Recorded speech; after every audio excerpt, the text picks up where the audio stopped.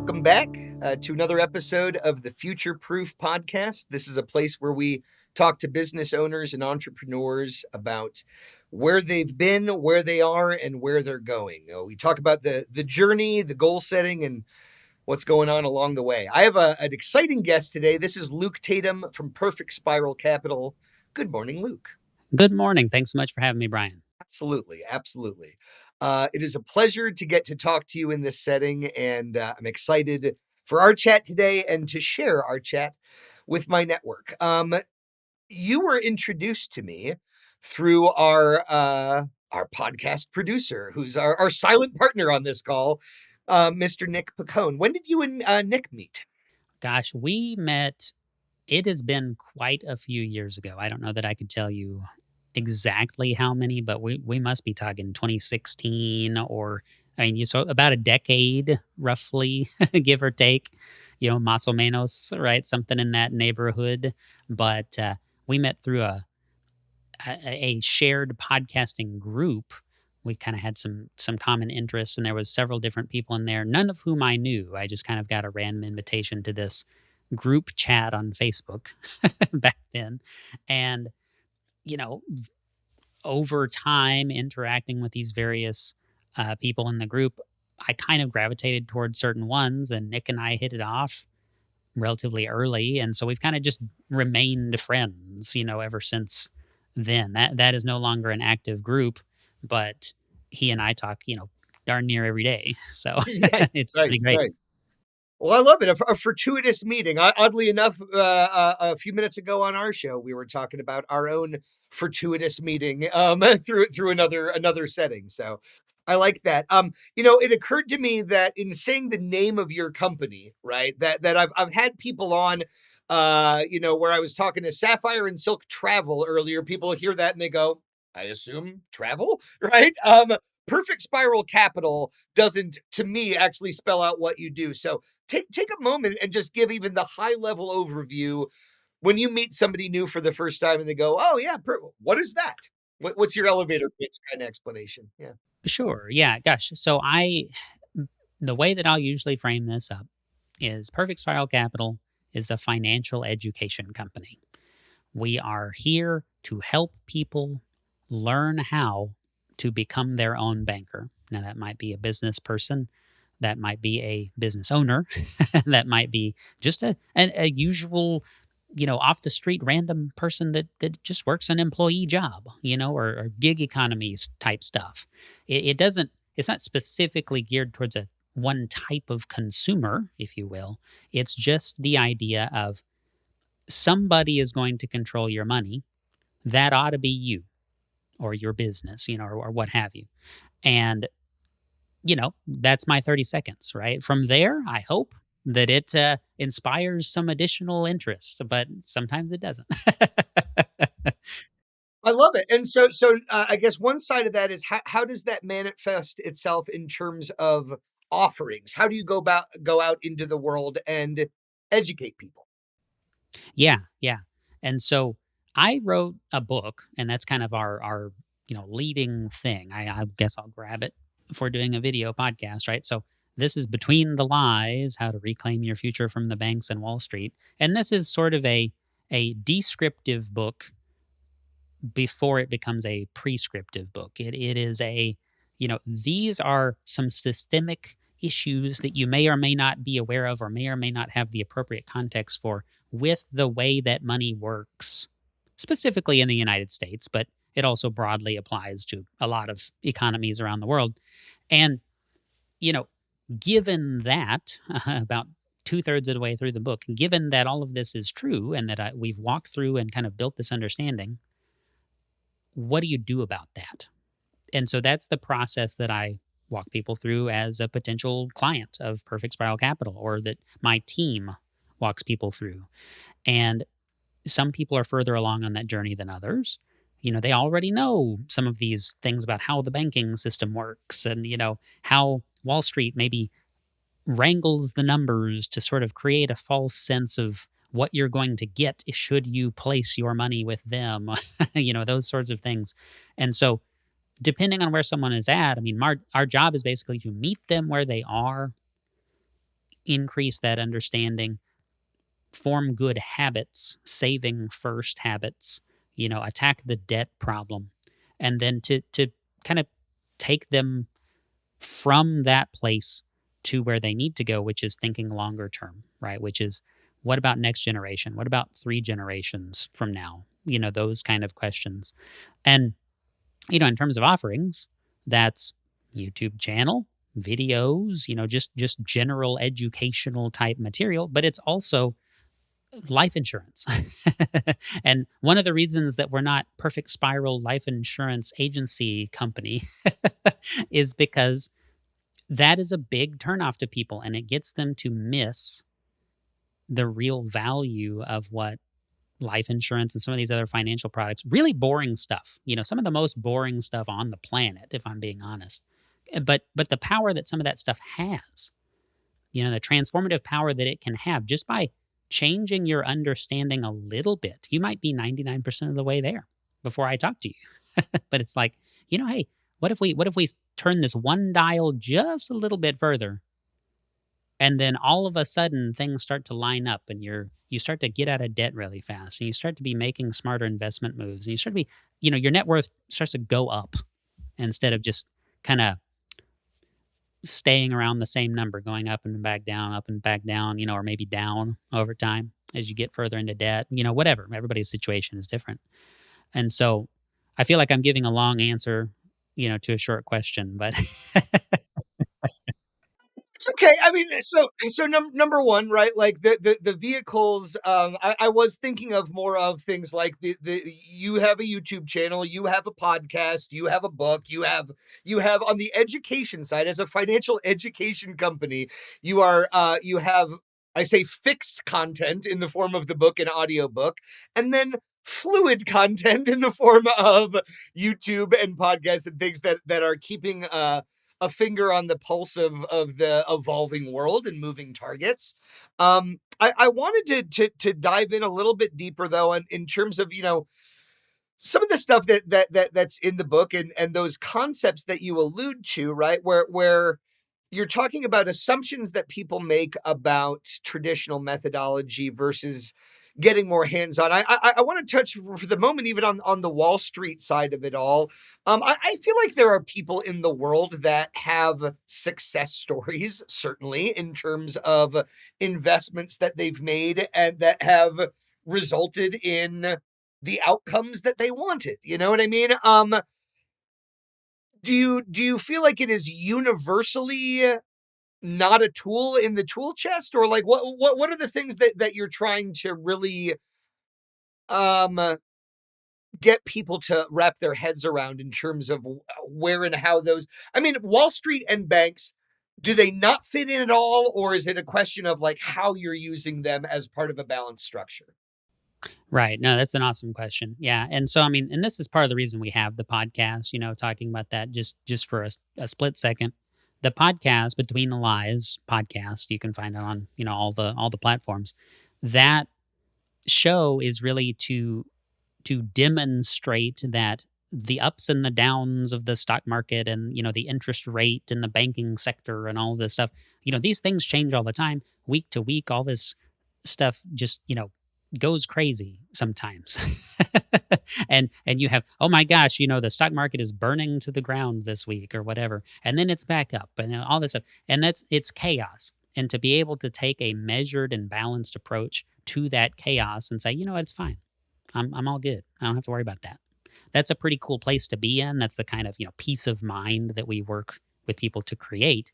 And so the thing that we're doing with with regards to the Wall Street and the banking sector and all that stuff, to your question, is we're saying that, if you want to invest in something that you understand, right? I am not against investing in the stock market. I have invested in the stock market before. Do I have much in there right now? No. We have like one share of one fund, and that's a very particular situation. We don't have to get into that.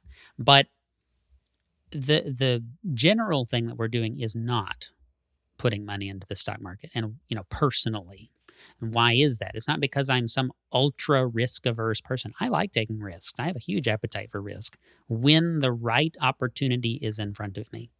And so the thing that I am against is this idea that don't worry about it.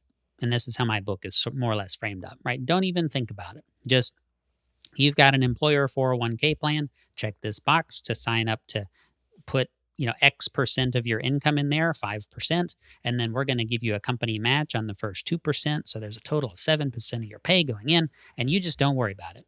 This is the recommended target date fund that we've put together. Here's the fee schedule. Don't even worry about reading it. We're just going to shove your money in there, and you know what? It's going to be great. You're going to have plenty of money to retire. And if that's the extent of your education on investing, you are not investing. That is not investment activity. That is shoving that responsibility to somebody else and hoping for the best. Investing is an active process, it's a verb, right? And checking a checkbox that's just not enough, you know?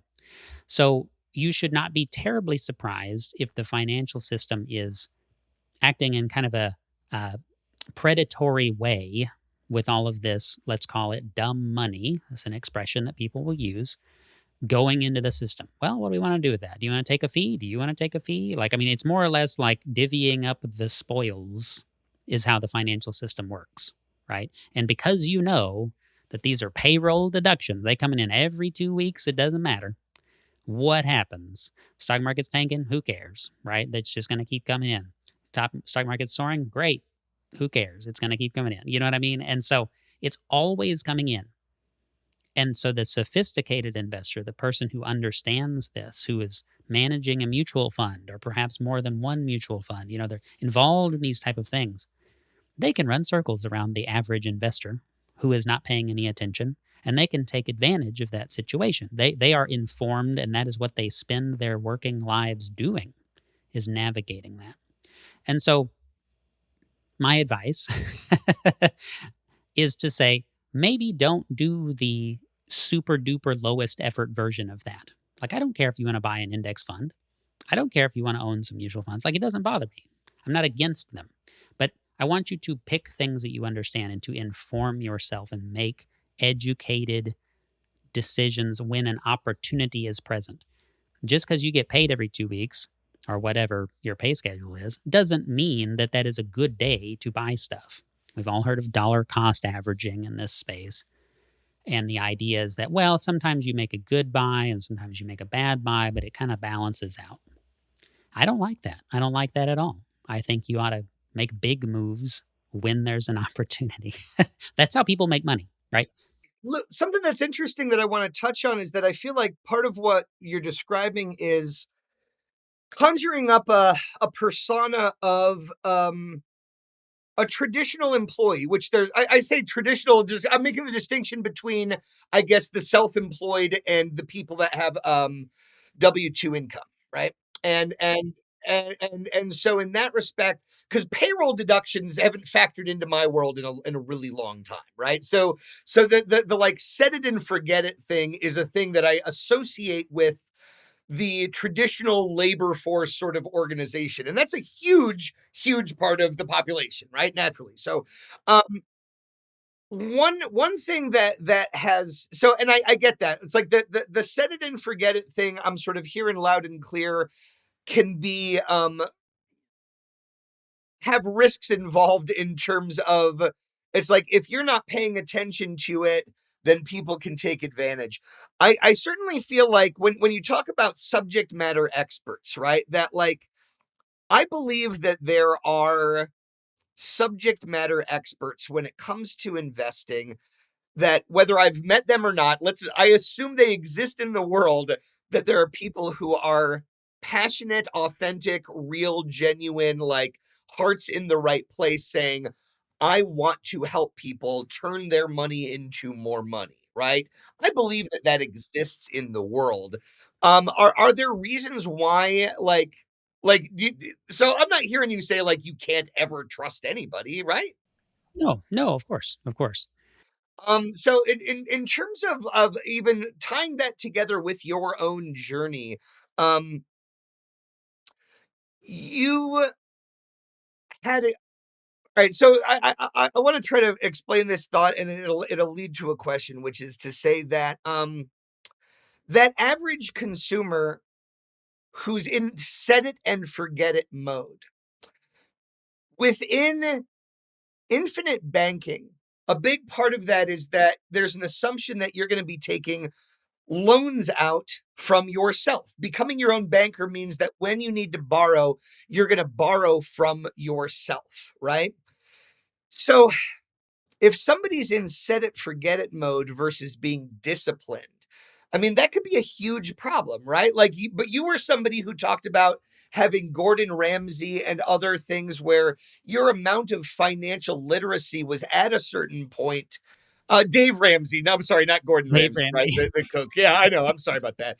But you had a certain level of financial literacy, as a consumer, that I don't know statistically that the average set it and forget it employee also has savings. I feel like a lot of Americans, like, they've got tremendous debt, credit card debt. It's like they've been in this system where that's where you're probably meeting a lot of people today, or no? Or do you have people that come to you that I say are, it's a overly dramatic way, but like financially broken in that sense. You know what I mean? That they are using credit cards. They have, these bad interest loans. Like, if somebody's in that mode, like, above and beyond the product, do you help them form new habits as well?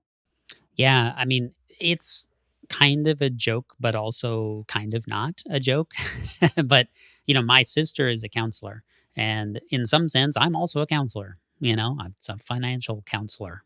It's like, well, tell me what's going on. Tell me what you're currently doing. Tell me why you are currently doing that. Like, what's the motivation? What's the thinking? What are we hoping to achieve here? Is it working? Those sorts of things. And it's kind of a check-in, and it's so interesting and weird because a lot of people, we've been taught, I guess, as a society to some extent about you don't bring up your income, and you don't bring up religion, and you don't bring up politics and all this stuff. I don't mind talking about any of those things. You know what I'm saying? And so people will, at almost the slightest provocation, sometimes just start to explain, well, I'm a, you know, firmly devout Christian, and because of that, blah, blah, blah, and because of this, and this is what informs my politics, and that's kind of what goes into my money decisions, and I think that this and this political party is going to do this, and I think interest rates are going to do this, and they just have this whole big thing, and nobody has probably ever listened to them. In a lot of cases, not even their spouse, right? Because you typically have one spouse that does the money stuff, and one that doesn't, and doesn't want to listen to it. That's very common. And so you may have this entire structured hierarchical, like, ideology of money that this person has been carrying around and unwilling to share with anyone. And I'm happy to listen, right? I mean, it's I confidentiality, and the fact that I deal with this all the time and hear all kinds of crazy stories from all kinds of people about their money. For some reason, that creates an environment where they would like to share. And so the the thing is, yes, a lot of people do come to me with a lot of debt that they're juggling, and they think, I don't know what I'm going to do with this. Like, we're getting further into a hole, or what have you. And a lot of times it's very simple, like, to me, to look at some of this and say, well, okay, this money here, what is that doing? Could we maybe do something else with it? And sometimes it is that retirement account funding money, but sometimes it's like, well, I'm making a $200 a month extra payment on my mortgage because I want to save all this interest, right? Whatever it is, there's some money somewhere that's kind of like leaking out of the system that could be used in a more efficient way. And so that money, could we put it to a more efficient use? Could we redirect that to create an asset that you own and control that nobody can take away from you, that's guaranteed to give you back every dollar that you ever put into it? It's got structure, guarantees, all kinds of use cases and features. It doesn't matter what your credit score is, et cetera, et cetera. I don't want to just like sit here and list positives, but it's like, could we start to build something that's going to help you get out of debt if you're in debt, finance the next thing that you need to buy, even if you're out of debt, and then also provide a nice, hefty death benefit check when eventually you pass away. We don't know when that is, but we don't have to make that kind of a plan. And then it will help your children, your children's children. It will help them to get off on the right foot and to not depend on banks for these sorts of things and have to worry about the credit score situation and all these other things. Like when you talk intergenerationally, it's like an obvious no-brainer to do the kind of thing that we're talking about at Perfect Spiral Capital every day. But even in a shorter time horizon, it's like, oh yeah, wow, that is a lot better. Oh wow, it is a lot better if I use the life insurance company's money in a policy loan format. I loan against my policy to go do the things that I need to do anyway. Oh wow, the interest rate's lower. Oh wow, the repayment schedule is not fixed. It's not going to be a big deal if I can't make a payment one month. Oh wow, they're going to pay me a dividend while I'm doing that. My bank doesn't pay me a dividend. I don't know about yours. Well, I like the idea that part of what I'm even hearing in terms of tying those together is that, like, you're adding coach and therapist sort of services should somebody be willing to go on the journey with you, right? That in a way, somebody who wants to take a one set it and forget it scenario and turn it into another, that's the wrong person for you. You know what I mean? You actually need people who wish to be engaged, right? People can't really be fully passive in this scenario. They need to be paying attention to what's going on with their money. And as obvious as that should be, clearly it's not. You know what I mean?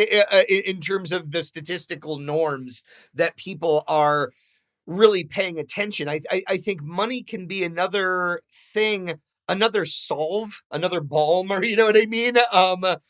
For what ails you, right? That I think people treat their spending and other things in life as just another part of this. I was talking to a travel agent earlier today, and she talked about the staycation concept and sort of how it's like don't limit yourself to that's not a vacation. Vacations are going out and experiencing life, and I'm thinking, yeah, a term like staycation is commonplace because people look at just not being at work, not trading my time for money, you know what I mean, for a week. Oh, they've granted me these days. Well, they'll pay me even though I'm not here. It's like there's something really inherently sad to me about the whole system.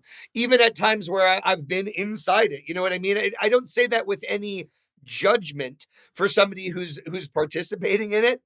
I say it with the idea of really saying, number one, that's what turned me on in part about um, not only exposure to the concepts, but you as an individual, right? Is saying like, okay, you're planting your flag in this education, coaching, and training side. And so um, I want to pivot in that mindset to the future goal setting, sort of piece of the puzzle. I don't mind being fully transparent to say that in our engagement in terms of how I traditionally try to help businesses grow, right? That's always been my elevator pitch when you meet me is I'm Brian from Future Proof. I help businesses grow. I help them get new customers and more revenue, and I help them get more workers to make sure that they have the team in place to keep building and growing and scaling, right? So in trying to help you with those things, and because this is such a not only a highly regulated industry, but for me, I feel the weight of anything that I'm involved in that's guiding people towards making decisions. Like in my time as a recruiter, um, when you're telling somebody, yeah, this is going to be your new job, 40 hours a week, you know what I mean? Like I don't take any of that stuff lightly in terms of the real heavy implications, lifelong implications that these decisions make. I think that there's a lot of weight in that. And so my inclination in some respects has been to gently almost try to poke holes in it, that whether it's in conversations with you or going to my network of, financial advisors, CPA types or whatever, and just saying like, hey, what's the word on the street as it relates to infinite banking? Or if people don't know the term, which not everybody does, not everybody knows the term, but most of those educated financial people certainly know the concept and deploy the concept, right? So it's a concept and strategy that I'm almost universally running into people going, absolutely, that's a real thing. Absolutely, that's a thing that we use.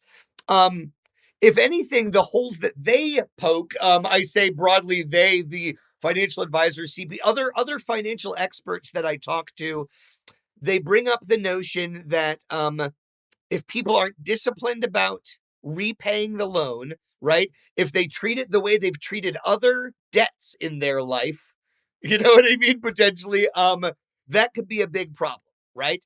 And so you want to respect, obviously, again, not setting up for people. I mean, the answer there, once again, you go, okay, got it. So educate people that this isn't a set it and forget it. It's like, yeah, of course. That makes a lot of sense. And the other one that people talk about that I'm still wrapping my head around more is the sort of opportunity cost concept as it relates to a financial advisor.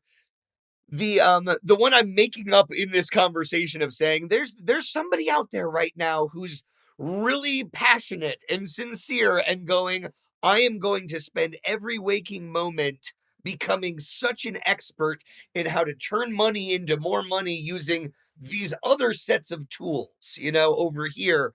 Um, I get the sense that those people look and go, nothing that IBC is offering is going to compete with the ROI side of it. You've brought up some interesting points in terms of how before even pivoting to the where we're going in the future, I want to hear your explanation to what I consider a common objection, right? Which is the opportunity cost that, well, if you've got, money that you would choose to deploy with Luke and an IBC policy that, you'd be better off putting it into this other investment vehicle. What would you say in response to that sort of general objection?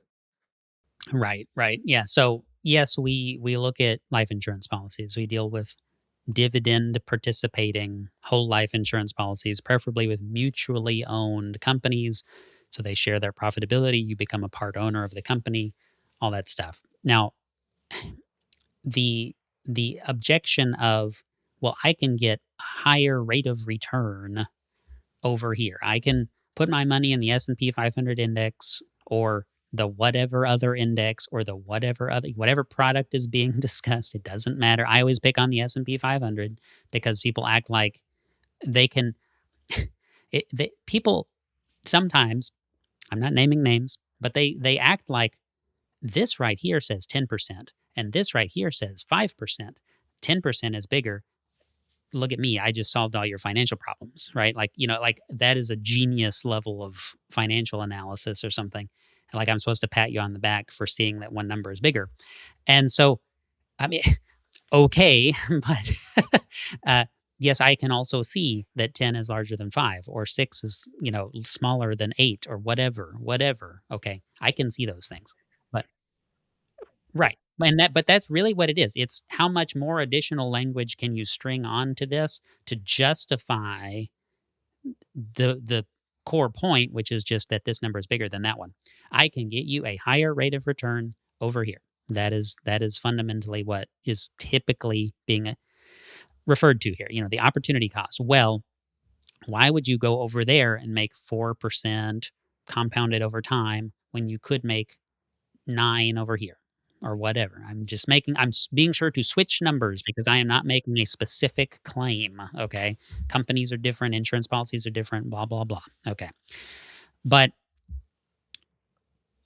when you're talking about, let me save for retirement, which is a phrase that I hate because it's not saving, it's investing. Investing is not saving, saving is not investing. They are two different concepts, right?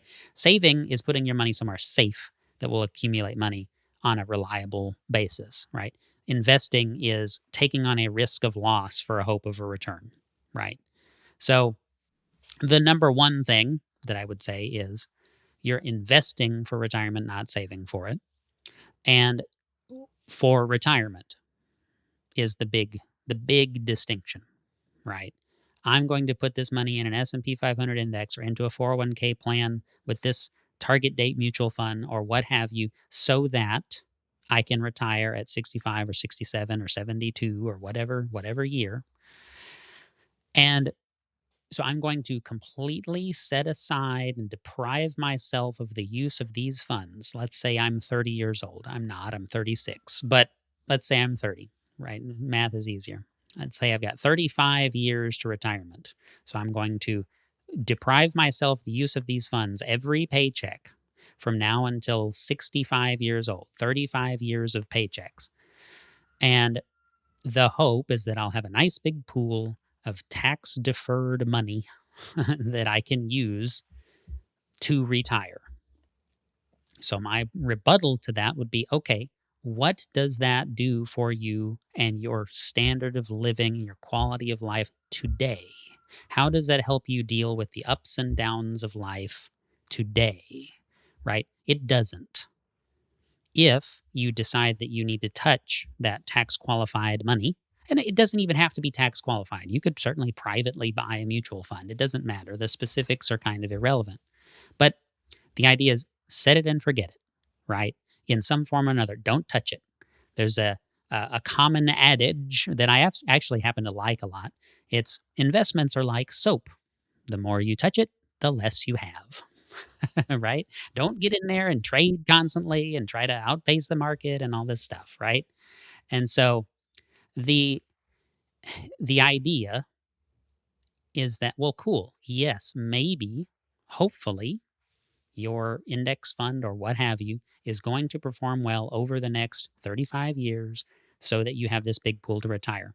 But in the meantime, when you're 35, when you're 40, when you're 50, you're going to have other things. Well, I need to renovate my kitchen. Well, I had a pipe burst and it ruined all of the wood floors in my living room and I've got to replace all these floors. Well, I need another car. Well, we're going to move to another house. Well, my child is getting married. My child needs their first car. My child is going to college, etc., etc. I don't have to list every possible situation to make the point. Things happen in your life, things that cost money.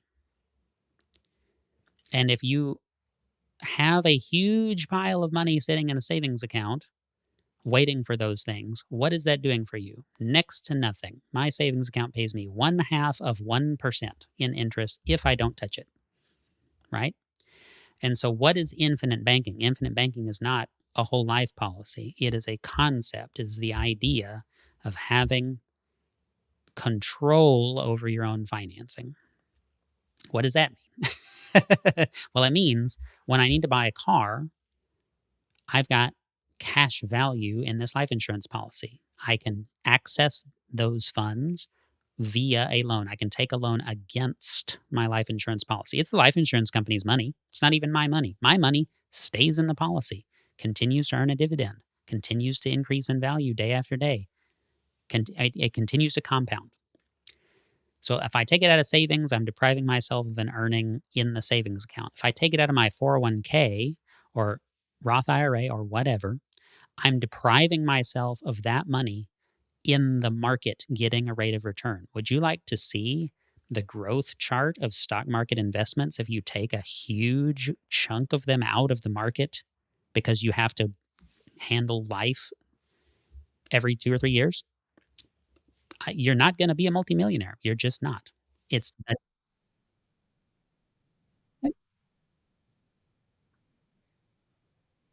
right. What if you have a life emergency and you have to tap your 401k when the market is down? Would you like to see? It's very easy to make a spreadsheet and see what that does. It's compounding. The magic word is compounding, right? And so the stock market only compounds. I mean, it really doesn't, but because it goes up and down, right? It doesn't go up all the time. A savings account compounds if you never touch it. A life insurance policy that we set up, according to the right ideas with the right kind of company, the right kind of contract, all that stuff, there's a lot of nuance to it. But properly approached, this is continuous compounding for as long as you live. And that is not available in the other methods. It's just not. And it's continuous compounding, even though I have to go buy a car, even though I have to pay for my kid's wedding or whatever, however you live, whatever your situation is. And just that, the fact that I don't have to compromise the growth of my, savings is completely ridiculous in terms of the impact. It's insane how different those trajectories work. And so, but does a stock advisor, I'll openly ask this question to anybody. Does your Edward Jones guy or your Charles Schwab guy or anything say, well, here's what it looks like if you take out a whole bunch of money to renovate your kitchen.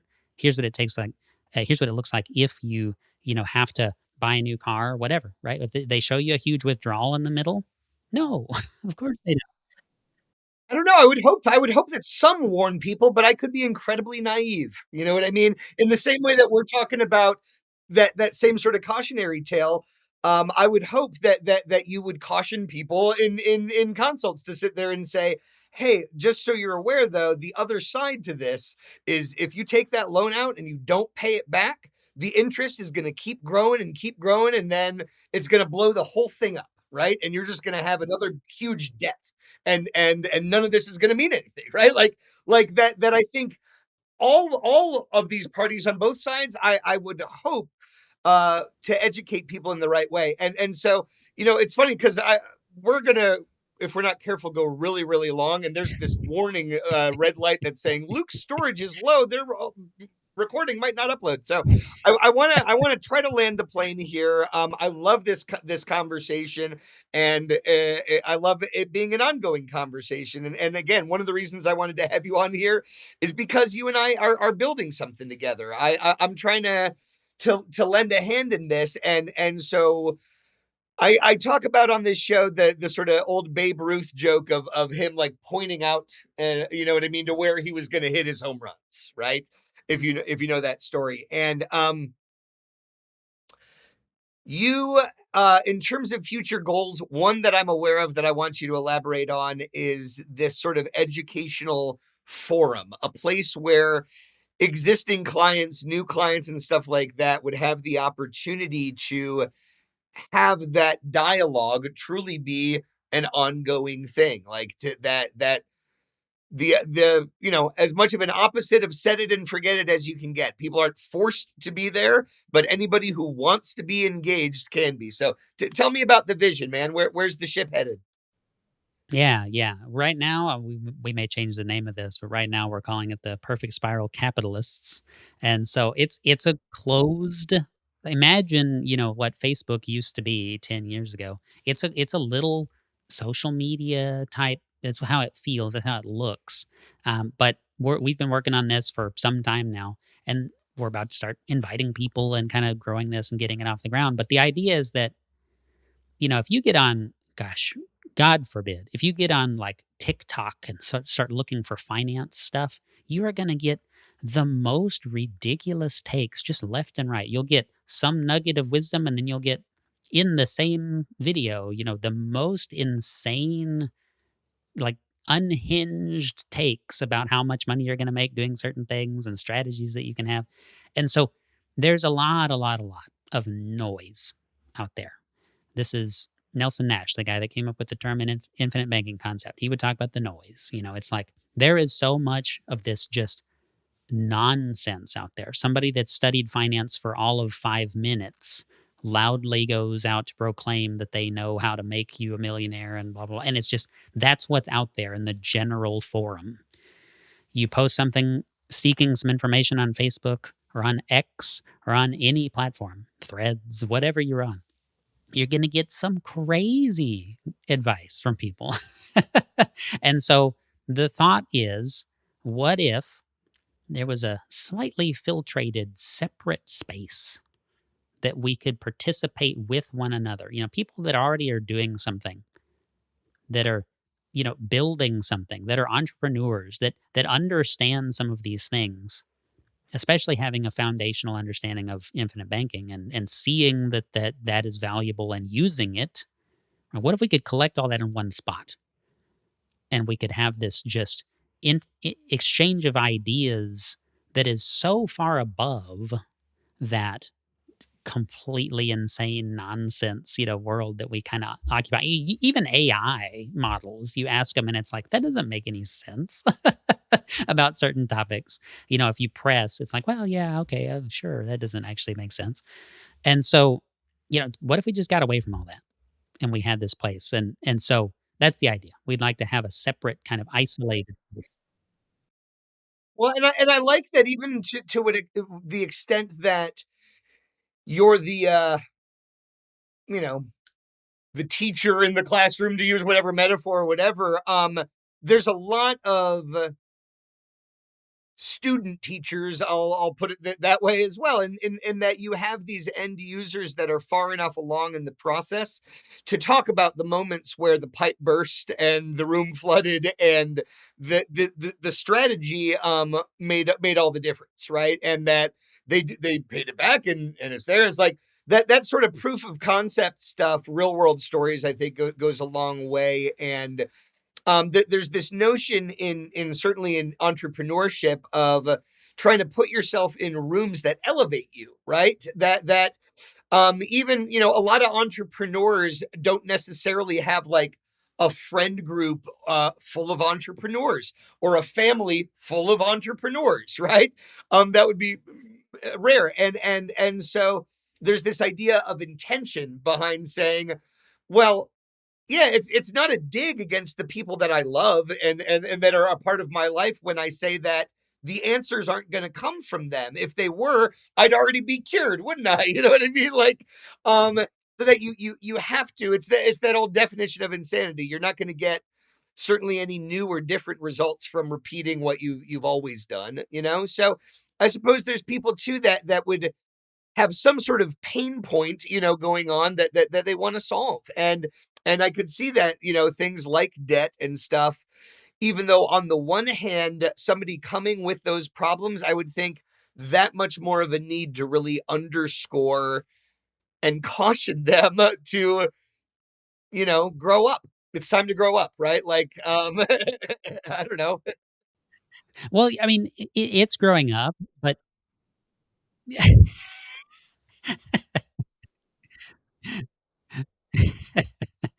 no, but to your point, I mean, and we wanna have courses and things like that, but I tell all my clients, "Hey, look, you've got my personal cell phone number. If there's something you wanna talk about your dog, call me." You know what I mean? Like, it's a good use of my time to engage with people that I work with. I want to partner with people that like me and that I like them. You know what I mean? That's kinda my model, and the other people on my team, they're a lot of them have, clients that are their own family. It's like we're doing this for the people that we love and care about.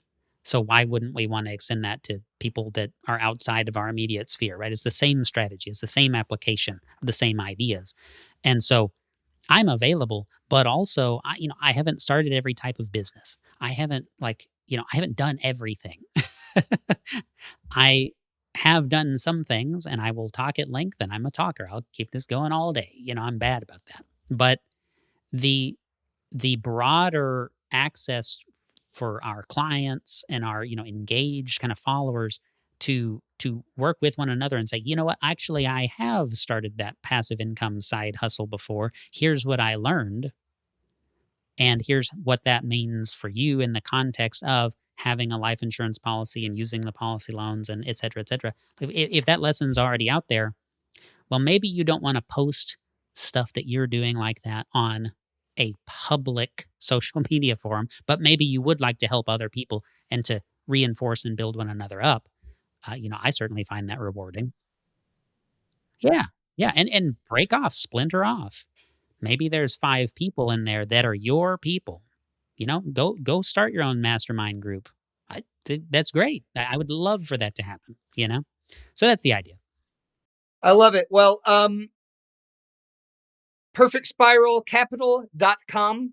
Good place for people to find you.